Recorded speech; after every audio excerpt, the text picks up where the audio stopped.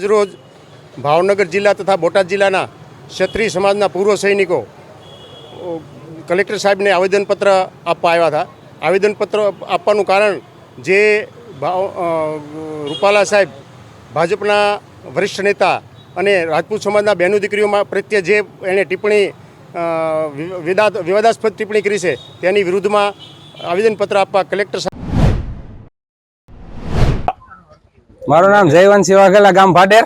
અહીંયા અમારે બેનર મારેલા છે કે ભાજપના કોઈએ અમારા ગામમાં પ્રવેશ કરવો નહીં। જો પ્રવેશ કરશે તો આમાં કાંઈ પણ થાય તો જિમ્મેદારી પોતાની રહેશે। કોઈએ આમાં ગામમાં પ્રવેશ કરવો નહીં। મહેરબાની કરીને આ રૂપાલા દ્વારા જે અમારા સમાજ વિશે અભદ્ર ટિપ્પણી કરેલ છે તેને અમે ક્યારેય સાખી નહીં લઈ અને અમારો સમાજ કોઈને વિશે અભદ્ર ટિપ્પણી કરતો નથી અને અમે કરતા નથી અને કરવા દેશું પણ નહીં। માથા દે દીધેલા છે અમારા સમાજે અને અમને લેતા પણ આવડે છે અને દેતા પણ આવડે છે। અમારી માંગણી બસ એક જ છે કે પુરુષોત્તમ રૂપાલાને ઘરે બેસાડી દો અને એની ટિકિટ રદ થાય। અમારી આગામી દિવસોમાં રણનીતિ રહેશે કે ઉગ્ર આંદોલન કરશું। હવે પછી અમે રસ્તા રોકો આંદોલન પણ કરવાના છીએ। અમારી જે આગળ સંગઠન દ્વારા અમને માહિતી મળશે એ પ્રમાણે અમે આગળ હાલશું। નામ રાજદીપસિંહ કૃષ્ણસિંહ વાઘેલા, ગામ ભાડેર।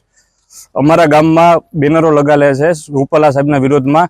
કોઈ પણ ભાજપના કાર્યકર્તાએ ભાડરની અંદર એન્ટ્રી કરવી નહીં। જો કોઈ પણ અહીંયા આવશે અને પ્રચાર કરવામાં આવશે તો તમામ જવાબદારી ભાજપની રહેશે અને ગામડે ગામડે વિરોધ થાય છે। હજી આનાથી ઉગ્ર આંદોલન કરવાની સમાજની ચીમકી આપેલી છે।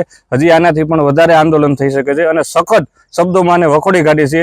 કોઈ પણ જાતનો પ્રચાર ભાડેરમાં કરવો નહીં ભાજપના કાર્યકર્તાઓ। અમારી માગણી એક જ છે કે રૂપાલા સાહેબની ટિકિટ રદ થાય અને બીજા કોઈ પણ ના આપે તો અમને। હું વિશુભા સતુભા ઝાલા, સુરેન્દ્રનગરમાં જિલ્લાના અત્યારે જે શ્રી ક્ષત્રિય અસ્મિતા અને સ્વાભિમાન સંસ્થા જે છે એનો અત્યારે જિલ્લા કન્વીનર છું। બીજું ત્યાં અમારી અમદાવાદ આખા ગુજરાતની જે સંકલન કોર કમિટી છે એનો પણ હું મેમ્બર છું। અત્યારે આજે અમને જે મેસેજ મળ્યા છે કે ભાઈ એક મેસેજ વાયરલ થયો છે રાજપર બાપા બોર્ડિંગ બાબતમાં, તો રાજપર બાપા બોર્ડિંગ એ પ્રાઇવેટ એમની ટ્રસ્ટની માલિકીનું છે। અત્યારે અમારો મેઇન મુદ્દો તમને કહું ને કે પુરુષોત્તમ રૂપાલા છે। આ કોઈ અગત્યનો મુદ્દો નથી। એટલે જે વાયરલ થયો છે કોઈ અમારી કોર કમિટી કે સંકલ્પ જે સમિતિ છે એના દ્વારા વાયરલ નથી થયો।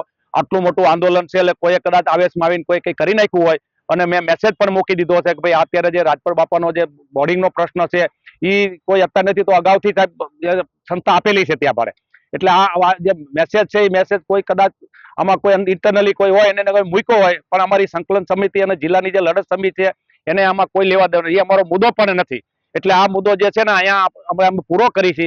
બાકી અમારી મેઇન લડત છે હવે આગામી દિવસોમાં અમારે જે 14 તારીખે રાજકોટ મુકામે જે મહારેલી થવાની છે એટલે અત્યારે જે લડત ચાલે છે પાર્ટ 1 છે અને જો ટિકિટ રદ નહીં થાય તો પાર્ટ 2 ની લડતને જે અમારી જે સંકલન સમિતિના જે અમારે જે એજન્ડા છે એ એજન્ડા મુજબ જ અમારે ચાલવાના છું। એટલે પાર્ટ 2 ની અંદર જે પણ અમારે ત્યાંથી સંકલન સમિતિ આદેશ આવે એ આદેશ મુજબ જ આ આંદોલન ચાલે છે। આમાં ક્યાંય કોઈ આંદોલનને ડાયવર્ટ કરવાનો નથી, કોઈને ઉશ્કેરવાનો નથી। અમારો એક જ મુદ્દાનો કાર્યક્રમ છે એટલે એ મુજબ જ અમારું આ આંદોલન ચાલે છે। એટલે આ કોઈ મુદ્દો છે એ મુદ્દો ધ્યાનમાં લેવો ને એ મુદ્દો મેં જે તે વાયરલ કર્યો એ લોકોને બધાને કહી દીધું છે કે અને મેસેજ પણ મૂકી દીધો કે આવા કોઈ પણ જાતના તમારે મેસેજ વાયરલ કરવા નહીં।